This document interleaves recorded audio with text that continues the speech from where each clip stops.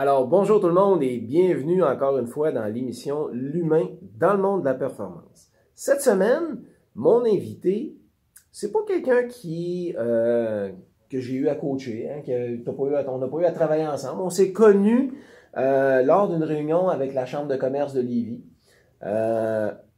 Il porte un message et je voulais l'avoir pour vous le partager parce que si moi je vous répète son message, je le transposerai jamais aussi bien que mon invité aujourd'hui, Daniel Voyer. Salut Sylvain. Bonjour Daniel, ça va bien? Ben oui, ça va bien, merci.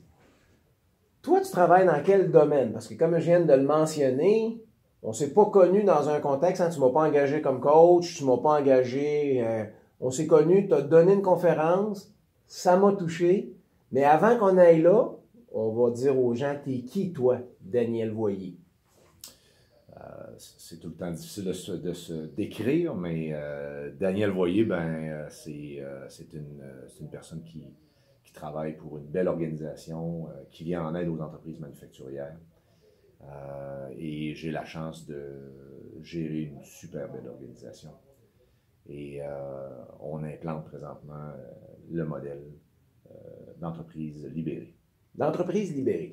Premièrement, ton entreprise ou ton organisme, hein, parce que c'est vague encore un petit peu ce que tu fais, c'est premièrement, as-tu une entreprise en tant que telle? Es-tu un organisme? C'est quoi de ce côté-là? Parce que là, on vient d'avoir l'homme qui est responsable de quelque chose. Ce quelque chose-là, c'est quoi?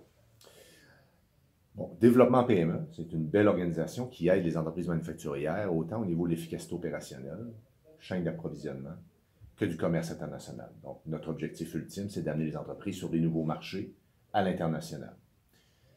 Alors, j'ai une équipe avec différentes compétences qui viennent en aide aux entreprises. C'est un OBNL qui est financé en partie par les gouvernements, qui permet de donner des services avec des tarifications très accessibles aux entreprises en Chaudière-Appalaches. Donc, notre mandat principal, c'est la Chaudière-Appalaches. Chaudière-Appalaches, oui. Le mandat principal. Oui. OK. Maintenant, pourquoi l'humain dans le monde de la performance? Et là, dans ton cas, je te ramène dans le contexte de la conférence où on s'est rencontrés. Tu viens de terminer ta conférence. Qu'est-ce qui se passe? Je viens de terminer ma conférence. Je ne suis même pas assis. Que quelqu'un me tapotait sur l'épaule et me demandait faut que je vous parle. Faut que je vous parle absolument. Puis je pense que le mot qui a été déclencheur, c'est ramener l'humain dans nos entreprises. Ce que je crois énormément, puis je pense que c'est assez fort quand je passe ce message-là. Et c'est drôle pour un ingénieur, mais pour moi, l'humain est au cœur des transformations de l'industrie 4.0. On ne tassera pas l'humain à cause des machines. Alors Sylvain vient me voir, puis il me tapote sur l'épaule, puis il dit, Daniel, il dit, je vais te laisser ma carte, mon pamphlet, puis on va se rappeler, puis j'aimerais ça vraiment qu'on prenne un temps, aller prendre un café, qu'on jase ensemble. Et moi, dire, ben non, on va se parler tout de suite.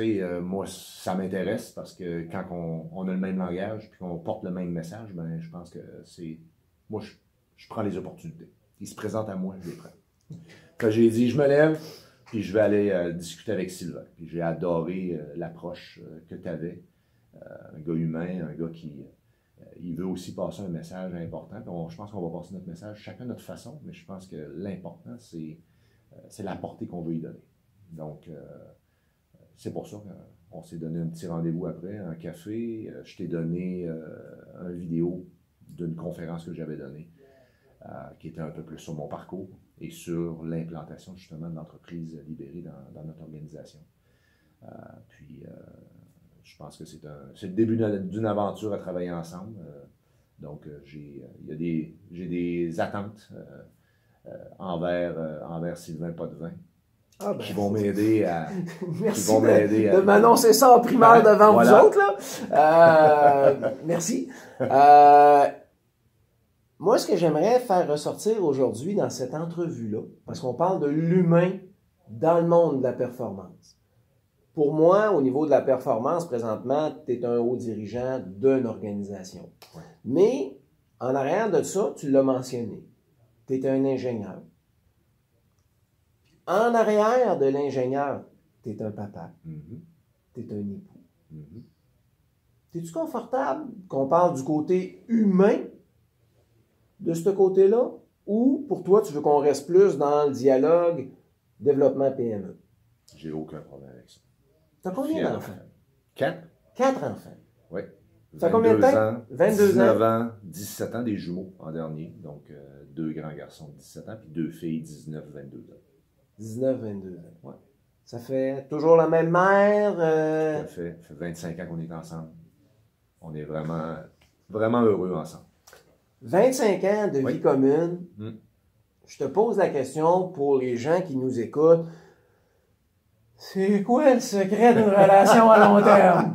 Ouais, ben, il y a eu des hauts, des bas, hein, comme tout le monde. Je pense que c'est juste après ça, c'est comment récupérer la confiance, puis comment se parler, partager ensemble.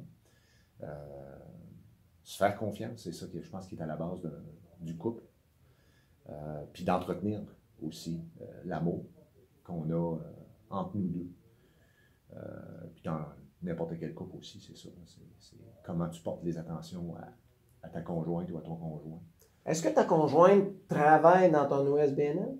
Non. Non? Non. Donc, c'est pas un mix travail-famille, là. Non, mais des fois, c'est important, là. Non. Okay. Ma femme est en enseignement. Je pense qu'elle porte aussi le volet très humain aussi, d'aider les jeunes, de les voir avancer, les voir évoluer. C'est une fille qui donne beaucoup d'elle. Elle a beaucoup d'énergie à donner aux enfants, puis elle les aime. Même si elle a des classes des fois très, très difficiles, elle les appelle toujours mes enfants, ma gang, elle est toujours très fière des jeunes. C'est la maman. C'est la maman. Maman. Elle joue le même rôle à la maison. C'est la même personne. Chantal n'est pas différente au travail que chez nous. Elle est identique. Puis je pense que ça se reflète partout aussi. Je suis vraiment chanceux. Je vais te le dire. On parlait du côté humain, du côté implication. T'es papa de 4 enfants. Ça, je vais le laisser plus du côté privé c'est à toi. Mais en tant qu'humain, toi, tu t'impliques beaucoup dans la communauté aussi. Ah oui. Je crois à ça beaucoup. Les jeunes. Parce que toi, tu ne fais pas juste être un employeur, président. C'est quoi les implications que toi, tu fais? Puis là, si tu veux rentrer tes jeunes à travers différentes organisations, c'est pour ça que je veux te laisser l'aisance de l'amener, parce qu'il y en a 2 qui ne sont pas majeurs encore, fait que je veux pas... Non, je suis très à l'aise.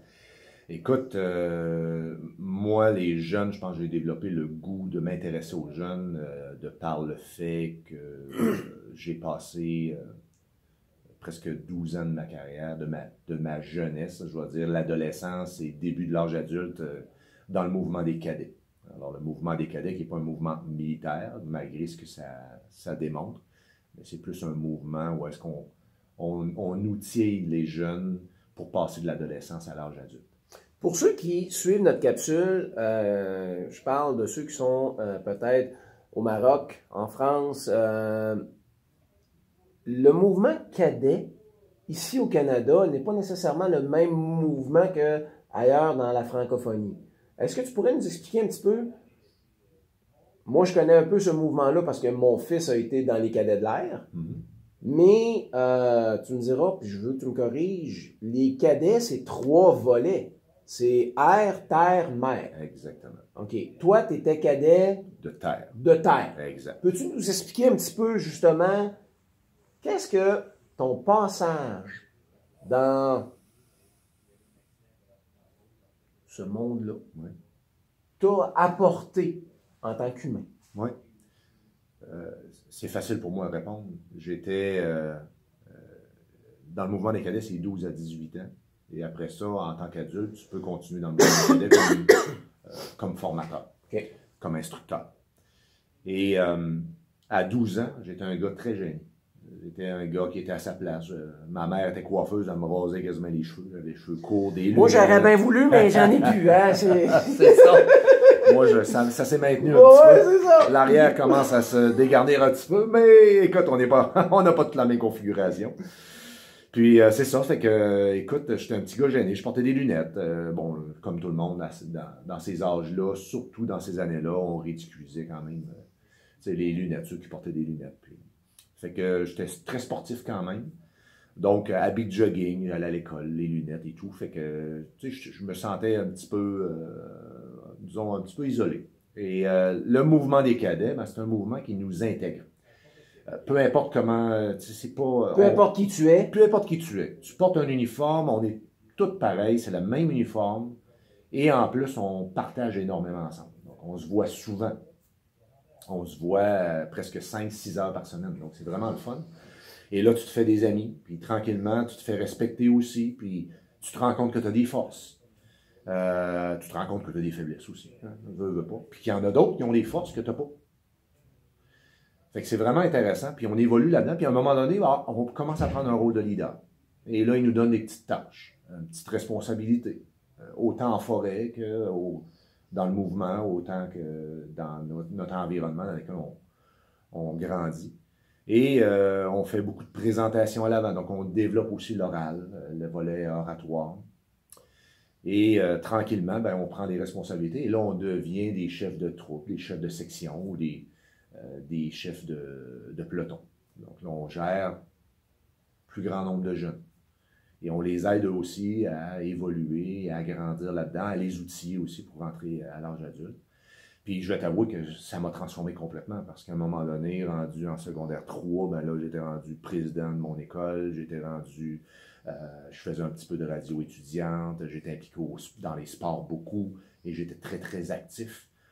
Et même dans le mouvement des cadets, j'ai eu le plus haut poste comme cadet parce que j'aimais ça. Puis je sentais que je faisais une différence à aider les jeunes. Puis après ça, ben, j'ai continué comme adulte jusqu'à ce que je me marie, à 24 ans.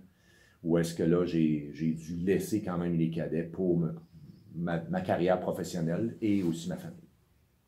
Fait que les cadets, ce que ça m'a apporté, une libération de ma gêne. Ça m'a apporté un respect de moi. Le respect des autres aussi, des différences. Le leadership, beaucoup. S'exprimer devant un groupe, être capable de donner son opinion. Donc, ça m'a permis d'évoluer beaucoup, puis ça m'a permis de m'outiller énormément quand je suis tombé sur le marché du travail comme ingénieur. Donc, à ce moment-là, j'ai toutes ces qualités-là, tout ce que j'avais développé comme force, ben, je pouvais les transmettre, je pouvais amener une organisation plus loin. C'est ce qui m'amène aujourd'hui à gérer des entreprises comme cadre supérieur depuis plusieurs années. OK. Donc, toi, tu es un ingénieur pour, oui. Tantôt tu l'as mentionné, mais tu es ingénieur mécanique. Oui. La question va peut-être paraître bizarre, mais qu'est-ce qu'un ingénieur mécanique versus un ingénieur chimique versus, à la base, qu'est-ce qu'un ingénieur? Parce qu'on entend toutes sortes de choses sur les ingénieurs. Mais vous autres, les ingénieurs, je dis vous autres parce que j'en suis pas un, avez tous un point commun. Ce point-là, selon toi, c'est quoi? Le point commun, je dirais qu'on veut être créatif puis changer, faire évoluer la société. Mais on est des gens aussi très rationnels. Des gens qui, je dirais, cartésiens beaucoup. Mais on veut faire une différence. Je pense que c'est ce qui nous attire aussi dans le domaine, c'est la créativité de faire la différence en transformant soit nos entreprises, nos routes. On parle de chimie tout à l'heure, mais découvrir des choses, amener les entreprises qui jouent avec la santé, on s'entend, les médicaments. Donc, là, je vais me faire l'auditeur qui écoute, puis qui est dans son salon, puis qui voit ça. Ouais, t'as un peu, là. Il parle d'humain, mais il y a un passage militaire, c'est un ingénieur, il est cartésien. Tu comprends? C'est une question, Sylvain, là? C'est ça, là. À quel niveau l'humain va rentrer dans ton équation? Parce que ça n'a pas toujours été comme ça. Non. Écoute, Sylvain, moi, à la base, je suis un gars qui fait confiance aux autres. Mais naturellement, mon caractère ingénieur ou mon caractère très rationnel, cartésien, fait que des fois, je veux garder le contrôle. Et pendant toute, je dirais, une grande partie de ma carrière dans les entreprises manufacturières dans lesquelles j'ai travaillé, je pensais que tout le fardeau, toute la responsabilité reposait sur, naturellement, le haut dirigeant, le haut cadre. Donc, tu te mets beaucoup de pression. Et beaucoup de pression pour livrer des résultats égale contrôle. Donc, tu veux tout contrôler. Et en plus, ben, dans ces années-là, c'était beaucoup des chefs d'entreprise qui étaient très durs, qui étaient très exigeants. Fallait pas démontrer aux employés qu'on avait des émotions. Fallait pas... tu avais toujours raison. Tu te trompes, tu as raison, puis tu t'es pas trompé, tu as raison, mais tu as raison. Donc, il fallait pas démontrer aux employés que tu n'avais pas raison, puis il fallait leur montrer la voie. De là, ton bagage militaire t'a enseigné C'était parfait. Ouais, c'est ça. C'était parfait. Tu avais la discipline, la rigidité, la froideur. Non, ça par exemple, je suis pas un gars, non. Non. Je suis un gars très... je me mets peut-être un poker face, mais quand j'en arrivais, je rentrais en scène. Moi, j'étais un gars qui rentrait beaucoup en scène. Donc, quand je voyais les membres de mon équipe, j'étais très joyeux, mais jamais je rentrais vraiment, tu sais, vraiment en profondeur, vraiment entretenir une relation, disons, plus loin que employeur-employé. On va s'entendre là-dessus. Ça peut arriver que des employés s'ouvraient plus à moi au niveau personnel, mais je ne rentrais pas beaucoup dans cet aspect-là. Ça me donnait une certaine distance vis-à-vis des membres de l'équipe. Moi, ce que j'aimerais savoir, c'est comment s'est placé ce virage-là dans ton équation, parce que aujourd'hui, tu portes un message d'importance et d'impact. Oui, oui. Ben, je te dirais que de l'âge de 24 ans à l'âge de 36 ans, mon ego était gonflé à l'hélium extraordinairement. Alors, moi, je savais tout, je connaissais tout et je pouvais abattre tout et il n'y a rien qui pouvait m'arrêter. Malgré les avertissements de ma femme, des amis qui trouvaient que j'étais un peu trop, qu'on va dire. Et j'ai fait faillite. Donc, c'est sûr que rendu à 36 ans, tu te dis, OK, là, je suis prêt à avoir mon entreprise, tu sais, je suis top. Et j'ai eu mon entreprise, mais c'est pas le fait que j'étais pas un bon gestionnaire, c'est qu'il est arrivé des incidents coup sur coup qui ont fait qu'éventuellement, j'ai dû fermer mon entreprise, j'ai perdu la moitié de mes avoirs. Pour quelqu'un de performance, de structuré comme toi, c'est tout un coup. C'est un coup, là. C'est un coup. C'est un coup qui a eu un impact sur deux volets. Là. Il y a un impact sur le travail, c'est sûr. Ma confiance en moi n'a mangé un coup. Mon ego est dégonflé au maximum. Puis je dis rien contre l'ego. L'ego, c'est important dans la vie. On a besoin d'un ego. Tu sais, c'est ce qui fait aussi que les entrepreneurs sont visionnaires, puis ils vont de l'avant, puis ils foncent, etc. Mais à un moment donné, il faut être capable de doser notre ego. Donc, de perdre mon entreprise, ça m'a enlevé beaucoup de confiance en moi. Au point que je ne voulais pas reprendre ce même genre de poste-là, de haut cadre dans les entreprises. Puis j'ai été approché, mais j'étais incapable de continuer dans la démarche. Je shakeais quand je parlais au téléphone, j'avais le trémolo dans la gorge. Là, j'étais vraiment détruit. J'étais vraiment retombé à la base. Et je me suis rendu compte en même temps, puis c'est sûr que ça a été un coup dur pour ma femme, la sécurité de la famille, je les ai mis en danger sécuritairement, monétairement. Et ma femme ne l'a pas accepté. Puis elle a trouvé ça extrêmement difficile jusqu'au jour où je me lève un soir et j'ai dit, je ne suis plus capable de vous faire vivre ça. Je ne suis plus capable de voir le regard que tu portes sur moi. La confiance n'est plus là non plus. Et mes enfants étaient trop jeunes, donc ils ne voyaient pas ça, mais ils me voyaient que je ne filais pas, ça c'est sûr. Puis j'ai dit à ma femme, je m'habille, je m'en vais. C'est assez. Je te laisse la maison, je vais... Toi, pour toi, tu fais une déclaration de séparation. Je le voulais pas. Je voulais pas me séparer de ma femme et je voulais plus lui faire vivre ça. C'est ça. Mais j'aimais ma femme. Il y a une douleur en tant qu'homme que toi tu portes. Ah ouais. Que là... Ça a été dur. Okay. Dur que ça s'est même reflété au niveau physique. Je me réveillais avec des crampes dans le ventre. Je pleurais, je criais. Mes enfants, je me souviens de ma plus vieille qui est rentrée dans ma chambre et elle a dit « Maman, papa va mourir. » Mais je n'étais plus capable de prendre tous ces regards-là qui me jugeaient. Là. Autant mes voisins que d'autres chefs d'entreprise, que ma femme, surtout ma femme. Hein, il a voulu réussir, lui. Hein? Il connaissait ça, lui. Exact, c'est ça. Il connaissait ça, il sait. En tout cas, ceux qui ont fait faillite, ils ne devraient plus avoir d'entreprise. On ne devrait plus leur permettre d'avoir d'entreprise. Les jugements gros comme là, ça venait tout bas du côté. Les amis qui il était compatissant, mais n'empêche qu'il l'avait était pas probablement dans... vu venir. C'est ça, ouais. Mais ça a été très, très difficile. Jusqu'au jour où je me rends compte que c'était une occasion pour moi, justement, de redoser ça. De revenir à qui je suis vraiment, Daniel Voyer, et à l'homme qui est, parce que moi je suis un gars très généreux, donc de mon temps, je suis très généreux envers les gens, je suis très généreux de ma personne, j'aide beaucoup. Physiquement, quelqu'un a besoin d'aide, je vais aller l'aider à faire de la construction chez lui. Fait que je me donne beaucoup.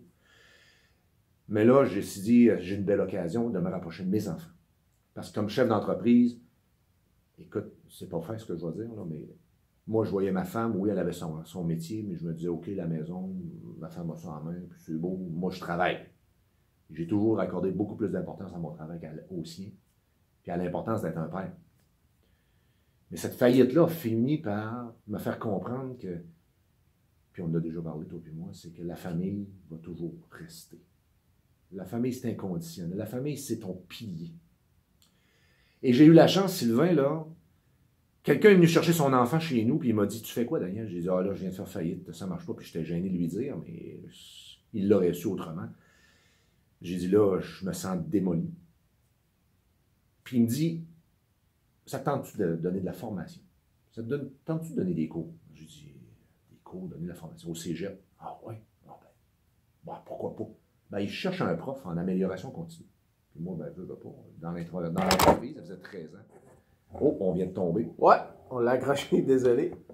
Donc, dans mes on fait du direct de temps en temps, ça arrive, oui.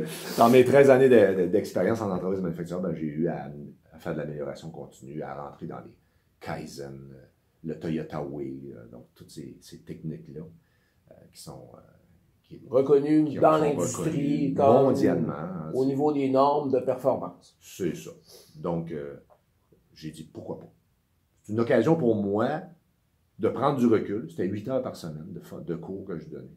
Puis ça m'amenait jusqu'aux fêtes. C'est parfait. Dans un état où est-ce que j'étais à reconstruire Daniel. Et les gens ont tellement aimé, je vais dire, mon authenticité, c'est-à-dire que je leur faisais vivre les émotions que je vivais en entreprise. Les gens ont vraiment aimé parce que je faisais vraiment un parallèle puis un lien direct avec des exemples concrets de comment je me sentais en entreprise par rapport à leur rôle qu'ils allaient jouer comme gestionnaire en amélioration continue. Puis les gens ont vraiment aimé ça. Et les patrons, naturellement, du cégep ont aimé ça. Et ils m'ont demandé, Daniel, ça te tente-tu de devenir enseignant en génie industriel pour la prochaine session? Ben, j'ai dit oui tout de suite. Et là, j'ai fait ça pendant 3 ans. Mais le plus beau dans ça, c'est tout le temps que ça me laissait avec mes enfants et ma famille. 1 mois de vacances aux fêtes, la relâche, 2 mois l'été. Là, j'ai reconstruit un lien avec mes enfants. Je les accueillais après l'école avec de la fondue dehors et des fruits et du chocolat. Même les enfants des voisins venaient chez nous. Ma femme étant directrice à ce moment-là d'école, puis elle avait vraiment là, par-dessus la tête. Puis je l'accueillais à la maison, une petite coupe de vin, je préparais le souper. Ça a changé complètement le Daniel Voyer de 3 mois précédemment. À Daniel Voyer là, c'était un changement extraordinaire, puis moi j'étais bien là-dedans. J'étais bien parce que là, je connectais avec ma famille et mes enfants. Et tranquillement, la relation avec ma femme, ben, la confiance est revenue, puis on a reconstruit ensemble. Et nos enfants, ben, aujourd'hui, on peut être fiers d'eux. Ils sont confiants, ils savent ce qu'ils veulent faire, ils font du bien autour d'eux autres. Mes garçons sont des cadets aussi. Mes filles ont évolué de leur côté. La danse les a amenés, ils ont fait beaucoup de hip-hop, donc la danse les a amenés ailleurs. Et c'est des enfants qui sont fiers. Ta danse, ta super danse de la vague. Les enfants, on est fiers d'eux autres. Leurs employeurs veulent les garder absolument. Ils s'en passeraient pas. C'est des bons enfants, puis en plus, c'est des bons employés. Mais je leur dis, faites ce que vous aimez. Il y a quelque chose que vous n'aimez pas, vous n'êtes pas bien dans ça. Allez-vous-en. Une anecdote rapidement, Sylvain. Mes garçons, vous connaissez tout le monde, les pâtisseries Vachon. Pas tout le monde. Dans nos auditeurs, il faut comprendre qu'on a des gens de l'Europe, il y a des gens du Maroc, il y a des gens de l'Algérie.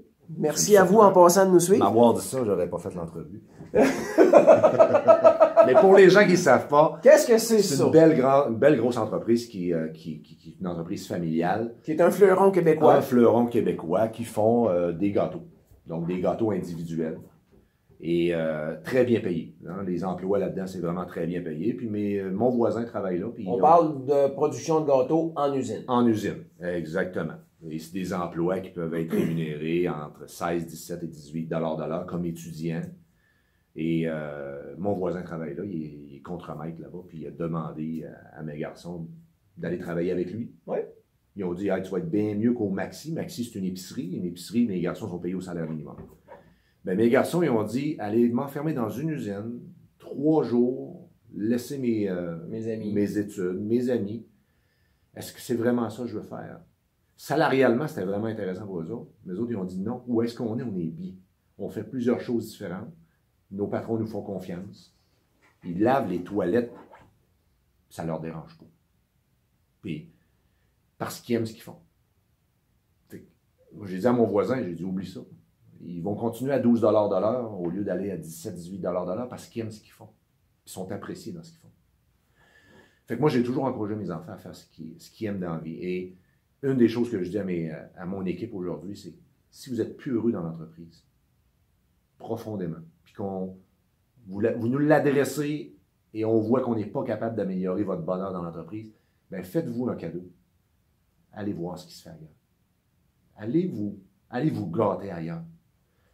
Puis nous, bien, on va l'apprécier. Dites-nous-le, on va vous aider. On ne vous jettera pas à la porte demain matin. On va vous laisser le temps de faire une transition. Fait que c'est comme ça que je le vois, moi. Tu sais, la relation humaine est revenue là. Au cœur de Daniel, là, dans le profond de Daniel. On va revenir pendant que tu en parles, oui. Parce que tu traverses une période de douleur, tu reconnectes avec ton côté humain, tu rebâtis cette confiance-là. Une fois que la confiance est rebâtie, tu reviens dans le marché entrepreneurial, parce qu'encore aujourd'hui, tu es une tête dirigeante d'un organisme. Exact. Je pense que c'est toi qui es derrière cet organisme-là, si j'ai bien compris mes choses. J'ai un conseil d'administration, c'est moi qui gère tout l'opérationnel et le stratégique. Tu es retourné dans le travail? Hein? Tu as oublié le côté humain? Tu es retourné dans le travail? Et humain. Non, mais je veux savoir là, maintenant, là, parce que là, on a l'avant, on a eu la solution. Hein? Ah oui, tout à fait. Puis là, aujourd'hui, tu es comment comme entrepreneur? T'es-tu un bourreau de travail comme tu l'étais? Non. Ben, la première chose, l'entreprise dans laquelle je suis aujourd'hui, j'ai pas commencé comme direction générale, j'ai pas commencé comme cadre supérieur. J'ai commencé comme conseiller aux entreprises manufacturières. J'aimais ça.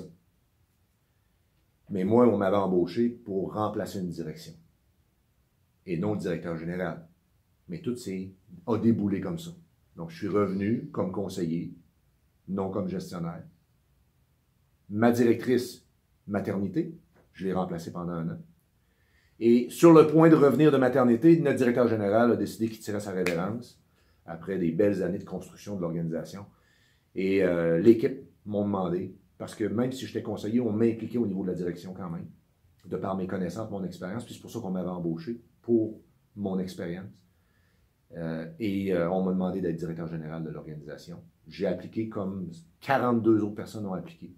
J'ai eu finalement le poste, mais pour répondre à ta question, la première chose que j'ai dit à mon conseil d'administration, c'est si vous voulez m'embaucher, oubliez Daniel à 60 heures semaine. Daniel, il a une vie familiale, puis ma vie familiale va toujours passer en premier. Daniel, il y a une vie familiale, puis ma vie familiale va toujours passer en premier. Ça, c'est un message puissant. Oui, là. Tout à fait. Parce que là, tu es un dirigeant. Oui. Il y a d'autres dirigeants d'entreprise qui écoutent ton message. Oui. Là, je veux que tu rentres dans le côté, justement, l'importance de l'humain pour toi. Oui. Il nous reste à peu près 5 minutes. OK. Donc, je rentre, j'arrive comme directeur général et la première chose que je dis à mon équipe, moi, ce que je veux, c'est que vous soyez heureux au travail. Et je leur passe le même message que j'ai dit tout à l'heure. Vous n'êtes pas heureux, venez me le dire. On va regarder si on est capable de faire quelque chose. Sinon, on va se séparer puis aller chercher votre bonheur. Mais l'autre chose qui est important aussi, c'est en ayant en me donnant le droit de faire passer ma famille avant mon travail, ben automatiquement, je donne le droit à mon équipe de faire passer leur famille avant le travail. Donc, tu vois la répercussion que ça a donné. Et c'est là qu'on est passé dans un modèle où est-ce que, bon, j'ai commencé, première des choses, j'ai commencé par faire venir un consultant en conciliation travail-famille. Un petit diagnostic d'équipe, qu'est-ce que les gens veulent avoir, comment ils voient l'employeur, leur emploi, qu'est-ce qu'ils aiment, qu'est-ce qu'ils aimeraient comme conciliation. Et là, il est arrivé plein de solutions. Ça a été super intéressant. On a monté un comité. Et le comité, les autres, on leur a dit, nous, on ne sera pas là. On vous donne des balises, naturellement, puis on vous dit, trouvez-nous des solutions pour améliorer la conciliation travail-famille. Première chose qui est venue à l'idée des gens, télétravail. Et là, le volet financier de l'organisation, puisqu'on est une organisation financée, bien, on se rendait compte qu'on allait avoir des coupures. Donc, à un moment donné, il fallait réfléchir à différentes options. Et le télétravail étant ressorti quelques mois auparavant, on a dit, garde, c'est peut-être le moment. Fermons des bureaux, diminuons les superficies, puis essayons le télétravail. Donc, pour ceux qui suivent la chaîne, qui ne comprennent pas l'amplitude du télétravail, oui. Si tu peux me résumer, moi je connais pas ça, je suis un néophyte, mais quoi qui parle, il regarde son travail à la télé? Tu fais partie d'une équipe, mais tu travailles de la maison. Aussi simple que ça. Donc, ils ont les outils nécessaires pour faire leur travail, des outils collaboratifs, à distance, puis ils travaillent à distance.